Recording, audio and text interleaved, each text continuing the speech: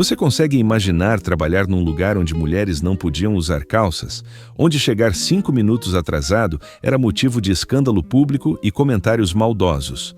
No vídeo de hoje, 20 regras absurdas que controlavam os escritórios brasileiros nos anos 60. Vamos descobrir um mundo corporativo tão rígido e formal que parece ficção científica para os padrões atuais. Prepare-se para entender como era trabalhar numa época onde cada movimento era vigiado e julgado implacavelmente. O livro de ponto ditava destinos. Amanhã começava com o ritual sagrado de assinar o livro de ponto à mão, caneta tinta azul obrigatória. Atraso de 5 minutos já era registrado, comentado pelo chefe e anotado na ficha funcional permanentemente. O contínuo, ou boy, chegava antes de todos, destrancando gavetas, ligando ventiladores barulhentos, preparando café forte. Datilógrafas apareciam 15 minutos antes do expediente oficial, sem receber hora extra ou qualquer compensação financeira. Descobriam máquinas de escrever pesadas, verificavam fitas pretas e vermelhas, organizavam papel carbono meticulosamente. Homens entravam de chapéu fedora ou panamá, pendurando-os no cabideiro da entrada com um ritual quase religioso. Tirar o chapéu dentro do escritório era questão de respeito, manter era ofensa grave aos superiores presentes. A pontualidade não era apenas regra, era declaração de caráter, medida de confiabilidade e comprometimento profissional. O relógio de ponto mecânico registrava tudo, testemunha silenciosa que poderia custar empregos e reputações inteiras, vestimentas que sufocavam sob calor tropical. Terno completo era obrigatório para homens mesmo com 35 graus de calor sufocante e úmido. Camisa branca de manga comprida sempre, manga curta era considerada falta de respeito inaceitável e grosseira. Gravata apertada no pescoço até no sábado de expediente, sim, trabalhava-se aos sábados religiosamente sempre. Sapato social engraxado diariamente era obrigação, engraxate ficava estrategicamente na porta do prédio comercial. Bigode bem aparado era tolerado em algumas empresas, mas barba jamais seria aceita nunca. Mulheres enfrentavam regras ainda mais rígidas sobre cada centímetro do corpo feminino exposto diariamente. Sair abaixo do joelho era obrigatória, mesmo sentada não podia mostrar coxas, fiscalização constante e humilhante. Meia calça cor da pele sem fio puxado, inspecionada discretamente por outras mulheres invejosas ou vigilantes.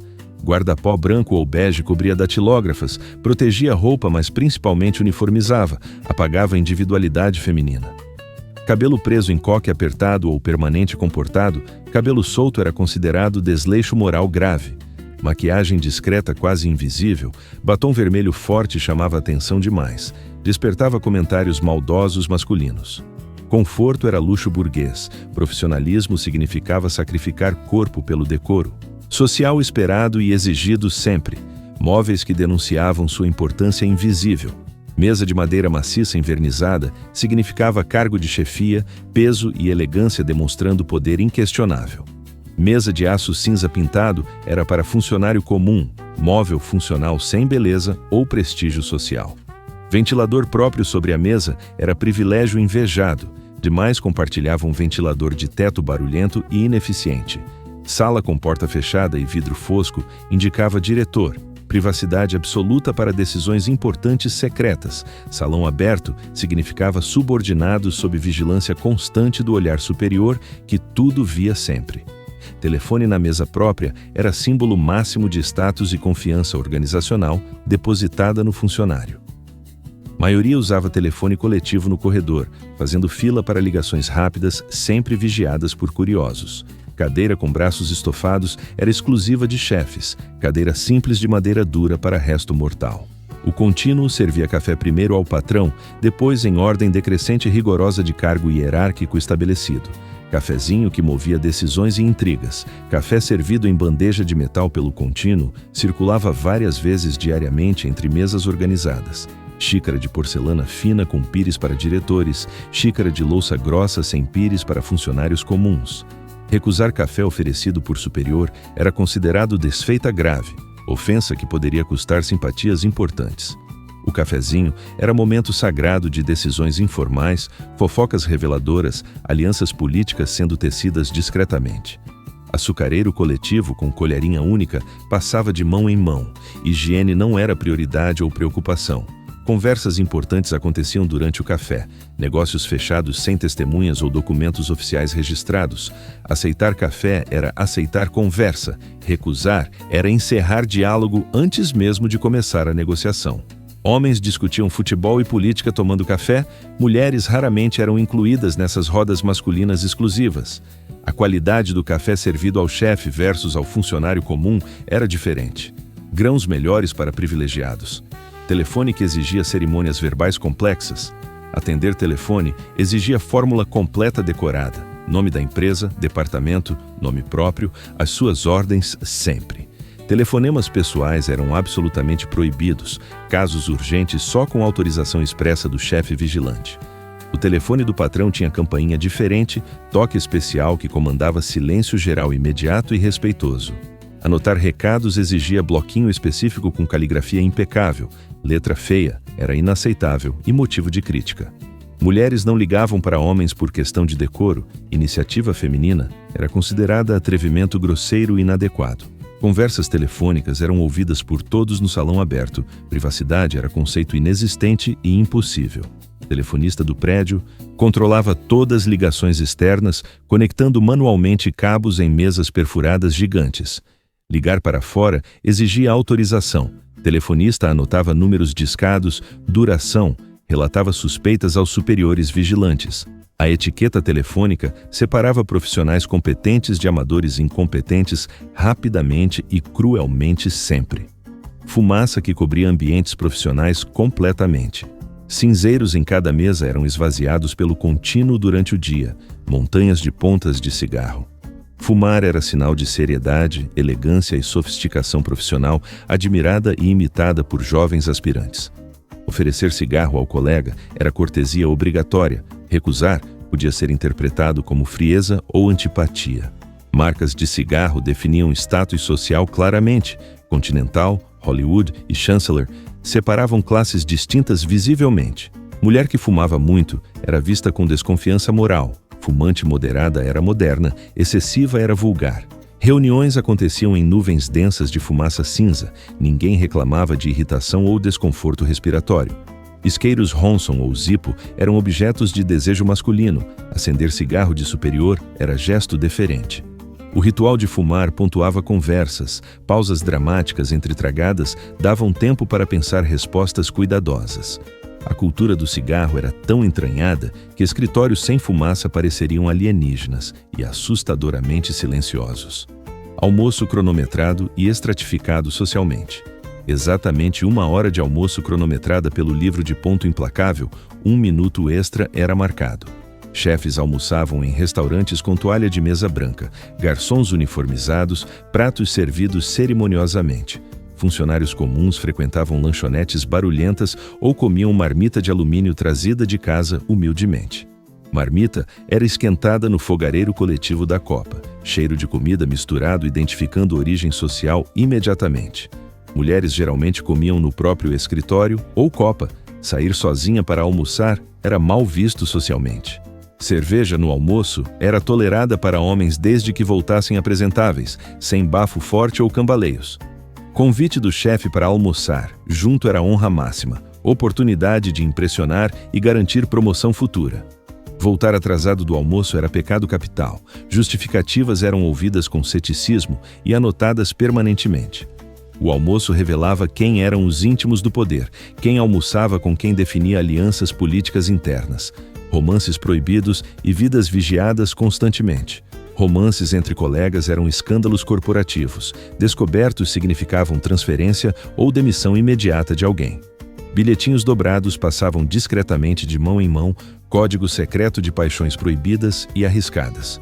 Mulher que casava geralmente pedia demissão voluntária ou era aconselhada a sair para cuidar do lar. Mulher grávida trabalhando era situação rara e constrangedora. Barriga crescendo era lembrete de sexualidade inaceitável. Estado civil constava na ficha funcional e influenciava diretamente promoções. Casados eram mais confiáveis aparentemente. Flertes discretos aconteciam, mas eram jogos perigosos. Demissão por justa causa podia arruinar reputação permanentemente. Secretárias bonitas enfrentavam assédio normalizado, elogios constrangedores disfarçados de piadas inofensivas eram rotina diária. A vida pessoal era vigiada atentamente. Vizinhos que trabalhavam juntos relatavam comportamentos suspeitos aos chefes. O controle social extrapolava o escritório. Vida privada era ilusão. Tudo era observado e julgado permanentemente. Secretárias que eram rainhas invisíveis, silenciosas. Datilografia rápida e sem erros era obrigação básica. Rasura significava refazer tudo desde início absoluto. Taquigrafia diferenciava secretária excelente de secretária mediana, habilidade valorizada e bem remunerada sempre. Ela conhecia humores do chefe perfeitamente, sabia quando interromper, quando mentir que ele não estava disponível. Guardava segredos comerciais e pessoais, sabia diamantes, dívidas, fraudes, permanecia leal e silenciosa sempre. Era comum o chefe ditar cartas enquanto secretária anotava em pé ao lado da mesa dele submissamente. Organizava a agenda, filtrava ligações, protegia o chefe de inconvenientes e pessoas indesejadas eficientemente sempre. Seu salário era inferior, mas seu poder era imenso. Controlava acesso ao poder real invisível, mas efetivo. Muitas secretárias eram mais competentes que chefes, faziam trabalho real enquanto eles levavam crédito público. A secretária perfeita era invisível e indispensável simultaneamente, paradoxo cruel que definia a função feminina perfeitamente. Meninos que carregavam escritórios nas costas. Contínuos e boys eram meninos de 14 a 18 anos fazendo entregas, buscando documentos, servindo café. Uniforme caqui ou cinza sempre limpo e passado, aparência impecável mesmo com salário mínimo insuficiente. Acordavam às 5 da manhã, pegavam 2 ônibus lotados, chegavam antes de todos para preparar ambiente. Aprendiam ali lógica brutal do mundo corporativo, hierarquia, submissão, esperteza necessária para sobreviver e prosperar. Conheciam o nome de cada diretor, preferência de café de cada gerente, humor matinal de cada chefe. Eram invisíveis e indispensáveis simultaneamente, tratados como móveis, mas essenciais para funcionamento diário eficiente. Estudavam à noite em escolas públicas precárias, sonhando com datilografia, contabilidade, administração básica possível. Guardavam trocados do vale transporte pulando catraca, comiam marmita fria no canto do almoxarifado escondidos. Muitos subiram de cargo com anos de dedicação, começando no fundo e terminando em posições médias. Alguns viraram gerentes, poucos diretores, raríssimos presidentes, mas todos carregavam cicatriz daquela iniciação precoce. Máquinas, que exigiam força e paciência. Máquinas de escrever, Olivetti, Remington, Underwood, eram ferramentas pesadas, cada tecla exigia força considerável nos dedos, papel carbono para cópias sujava dedos inevitavelmente, manchas pretas denunciavam profissão de datilógrafa imediatamente. Mimeógrafo a álcool reproduzia circulares, cheiro característico inconfundível que impregnava roupas e memórias permanentemente. Calculadoras mecânicas com manivela faziam barulho constante, trilha sonora do escritório financeiro barulhento sempre, arquivo de aço com gavetas pesadíssimas, tudo catalogado à mão com letras perfeitas em fichas cartonadas. Telex chegou ao Brasil nos anos 60 como novidade tecnológica revolucionária. Poucos sabiam operar máquina complexa. Escrever sem erros era arte, corretor líquido não existia. Erros significavam recomeçar página inteira novamente. Carbono de múltiplas vias criava cópias progressivamente mais fracas. Quinta via era quase ilegível, mas arquivada. Barulho de dezenas de máquinas de escrever criava sinfonia industrial, música do progresso brasileiro moderno emergente, memorandos que burocratizavam tudo infinitamente. Memorandos datilografados eram necessários para qualquer solicitação formal. Verbal não tinha validade nenhuma jamais. Cópia arquivada de absolutamente tudo. Pastas e mais pastas de papel amarelando em arquivos eternamente. Circular pregada no mural era a forma oficial de comunicar decisões. Todos deviam ler diariamente, obrigatoriamente. Falar diretamente com o chefe sem ser convocado era falta de educação grave, desrespeito hierárquico intolerável sempre. Protocolo registrava a entrada e saída de cada documento, rastreabilidade obsessiva que criava burocracia paralisante lenta. Carimbos com data e assinatura autenticavam tudo. Sem carimbo, o documento era inválido e desconsiderado completamente. Redação formal seguia manuais rígidos, fórmulas prontas para aberturas e fechamentos, criatividade era proibida totalmente. Erros gramaticais eram humilhação pública. Português impecável separava profissionais educados de incompetentes e ignorantes, evidentemente. O papel reinava absoluto, Floresta inteira sacrificada para alimentar máquina administrativa brasileira insaciável e crescente. Tratamento que criava distâncias insuperáveis, apelidos só entre iguais e mesmo assim com cuidado extremo, familiaridade excessiva era vulgaridade inaceitável. Primeiros nomes raramente usados, sobrenomes formais, mantinham todos em posições fixas e seguras hierarquicamente. Doutor para qualquer formado, seu para mais velhos, dona para secretárias veteranas com poder informal. O tratamento formal criava barreira linguística intransponível, proteção contra intimidades perigosas e inapropriadas sempre. Década trabalhando juntos e ainda Senhor Silva, Senhora Costa, distância profissional mantida com rigor militar. Falar errado ou usar gírias marcava origem social. Sotaque regional era motivo de piada cruel e discriminação. Nordestinos escondiam origem, caipiras disfarçavam pronúncia, suburbanos imitavam dicção de bairros nobres desesperadamente. Funcionários ensaiavam discursos antes de falar com superiores, medo de cometer gafe paralisava muitos competentes. Memorandos revisados 3 vezes procurando erro gramatical, colocação pronominal errada podia destruir reputação construída. Um tu escapado em reunião formal, um nós vai dito sem querer, carreiras inteiras comprometidas instantaneamente. Código não escrito, mas todos conheciam, violação significava exclusão sumária do círculo de possíveis promovidos. Regras de conduta para mulheres. Não rir alto era regra fundamental, riso escandaloso era vulgar. Mulher decente sorria discretamente apenas. Não cruzar pernas de forma visível, apenas tornozelos delicadamente cruzados. Exposição era indecência moral grave. Não contestar ordens masculinas mesmo quando evidentemente erradas, submissão era virtude feminina essencial esperada. Servir café ao chefe mesmo sem ser essa função, gentileza feminina esperada naturalmente de todas. Aceitar elogios constrangedores sobre corpo e aparência como piadas normais, reclamar era falta de humor. Maquiagem refeita no banheiro várias vezes ao dia, aparência impecável era obrigação exaustiva e cara. Não falar de problemas domésticos, vida privada deveria permanecer invisível e silenciosa sempre completamente. Competir com homens era inútil, promoções eram raras, teto de vidro era concreto armado impenetrável totalmente. Mulheres vigiavam outras mulheres cruelmente, garantindo conformidade ao padrão moral estabelecido pelos homens poderosos. Regras de conduta para homens.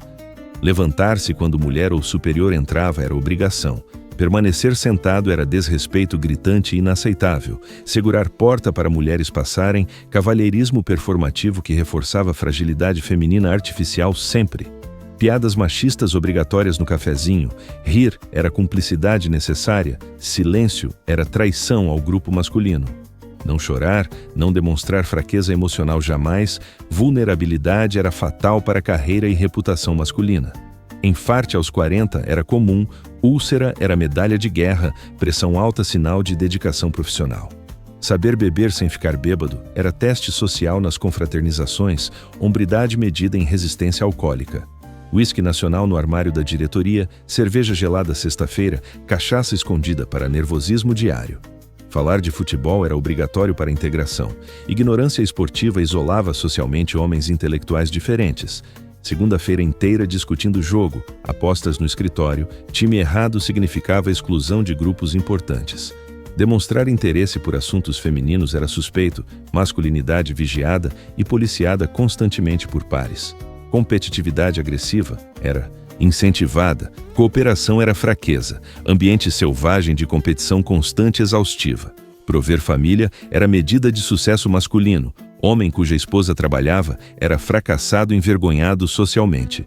Festas que eram testes sociais disfarçados. Festa de fim de ano organizada pela empresa tinha presença praticamente obrigatória. A ausência era notada negativamente. Amigo oculto já existia com regras rígidas de valor estipulado e apresentação cerimoniosa pública dos presentes. Comes e bebes modestos como guaraná, cerveja quente e salgadinhos fritos comprados em padaria próxima. Era momento crucial de bajular chefe sutilmente, garantir simpatia para ano seguinte e possível promoção futura. Esposas eram exibidas como troféus, aparência e comportamento delas refletiam no marido profissionalmente sempre. Dançar com esposa do chefe era honra e obrigação, recusar era ofensa grave diplomaticamente desastrosa. Bebida liberada revelava verdadeiras personalidades. Confraternização era campo minado de possíveis gafes fatais permanentes. Na segunda-feira, todos fingiam não lembrar de excessos cometidos, amnésia coletiva conveniente e necessária. Sábados que roubavam descanso merecido. Sábado era dia útil até 1965, depois gradualmente extinto, finalmente libertando trabalhadores. Meio expediente das 8 às 12 ou 13 horas, vestimenta levemente mais informal, mas ainda terno. Era dia de fechar pendências da semana acumulada, limpeza de mesas e organização de arquivos bagunçados. Escritório aos sábados era mais relaxado, chefes faltavam frequentemente, deixando subordinados relativamente livres temporariamente. Mulheres raramente trabalhavam sábados, privilégio masculino de exploração estendida durante semana toda completa. Ressentimento era grande, mas ninguém reclamava. Trabalhar sábado era normal. Questionar era ingratidão e insubordinação. A conquista do fim de semana de 2 dias foi batalha longa, vitória trabalhista comemorada intensamente. Chegada suada, mas impecável sempre. Bondes, ônibus e trens lotados transportavam multidões suadas. Ar-condicionado era luxo inexistente e impensável. Chegar suado, mas apresentável, era verdadeira arte dominada por necessidade diária e prática constante. Carro próprio era símbolo máximo de ascensão social. Estacionar na frente do prédio declarava sucesso publicamente. Carona do chefe era privilégio invejado e oportunidade única de networking informal e conversas reveladoras. Homens carregavam lenços de tecido para enxugar suor discretamente, mulheres retocavam maquiagem derretida rapidamente. Sapatos sociais em pés inchados após viagem em pé em ônibus lotado era sofrimento diário normalizado. Preservar aparência impecável após jornada infernal era a primeira obrigação. Desleixo era inadmissível profissionalmente sempre. Saída que exigia reverência final. Ninguém saía antes do chefe mesmo com expediente. Oficialmente encerrado, espera respeitosa era obrigatória sempre. Despedida formal com licença, bom descanso, até amanhã pronunciado claramente para todos ouvirem educadamente. Mulheres retocavam maquiagem e cabelo antes de sair, vaidade ou preparação para transporte público lotado. Elevador tinha ordem de entrada rigorosa, superiores primeiro, subordinados depois em fila paciente e silenciosa. Desligar máquinas, cobrir equipamentos, trancar gavetas, ritual de encerramento meticuloso e demorado sempre. Pressa em sair era mal vista, demonstrava falta de comprometimento ou prioridades erradas questionáveis moralmente. Horas extras não remuneradas eram expectativa normal, dedicação medida por sacrifício pessoal silencioso e constante.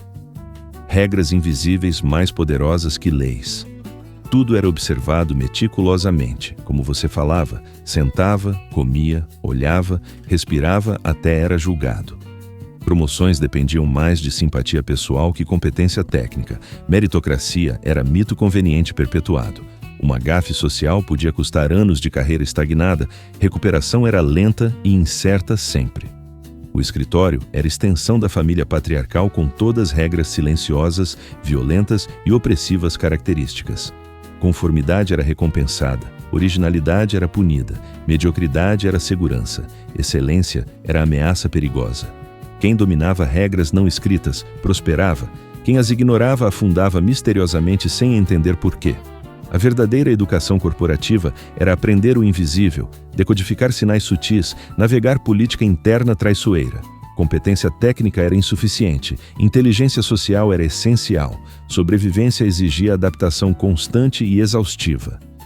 Os anos 60 criaram geração de trabalhadores obedientes, hierárquicos, formais, marcados permanentemente por rigidez autoritária. Quantas dessas regras absurdas você reconhece em histórias que seus pais ou avós contavam? Consegue imaginar trabalhar sob vigilância tão intensa e regras tão sufocantes diariamente durante décadas? Se esse mergulho nos escritórios dos anos 60 te fascinou, compartilhe com quem viveu ou estuda essa época. Deixe seu like para mais revelações sobre o Brasil corporativo que moldou gerações inteiras de trabalhadores.